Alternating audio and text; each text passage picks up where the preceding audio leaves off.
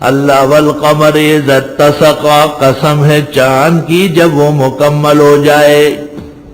شاہ عبدالعزیز نے فتح العزیز میں ایک عجیب تفسیر کی ہے، سن لو ذرا۔ وہ کہتے ہیں شفق سے مراد وہ کیفیت ہے جب مردہ نیا نیا قبر میں رکھا جاتا ہے اور اسے انتظار ہوتا ہے لوگوں کی دعا اور خیرات اور توجہ کی۔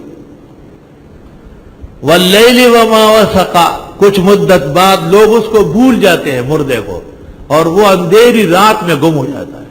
باقی کتنے مردے گم ہو گئے پتہ ہی نہیں۔ ہائے ہائے۔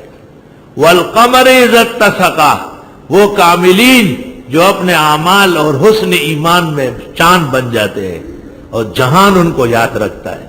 مفتی محمود کی موت پر 27 سال ہو گئے اور آج دیکھو ان کی تفسیر چلتی چلی آ رہی، مرنے کے بعد تفسیر آ رہی، مرنے کے بعد فتاوی آ رہا ہے۔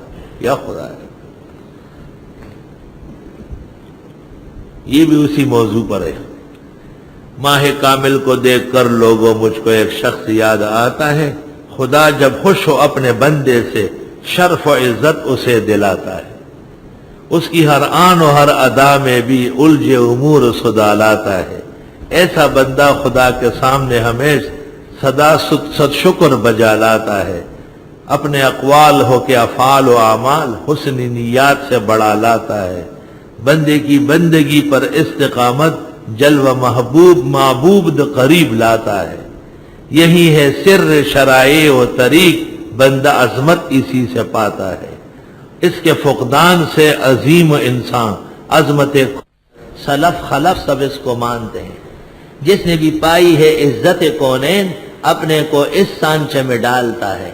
صحابی ہو کہ تابعی و تبع، اس آئینہ میں خوب آتے ہیں۔ مفسرین محدثین فقہاء اسی میں میزان سے تولے جاتے ہیں۔ خدا اس عاجز مسکین کو بھی ان کے نقشے قدم پہ ڈالتا ہے۔ میری دعائیں صبح و شام یہی ڈاکٹر سبحان بخشا جاتا ہے۔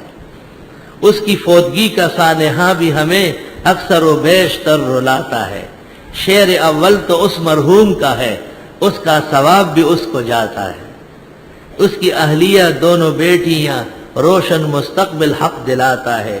کبھی کبھار مجلس و درس میں بھی وہ ہمیں خوب یاد آتے ہیں۔ ماہ کامل کو دیکھ کر لوگوں ڈاکٹر سبحان یاد آتا ہے۔